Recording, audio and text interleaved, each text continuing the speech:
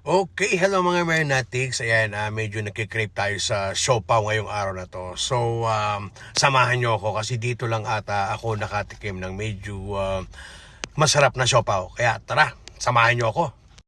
Okay, so ayan, nandito tayo sa Chowking. Ayan, tingnan natin. Masarap ang siopaw dito eh. Kaya tara, pasok na tayo.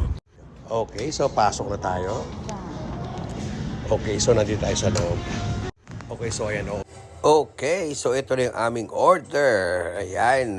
So, in-order ko beef mami. Ang sa miss ko naman ay chicken mami. At siyempre, ito na ang siopaw.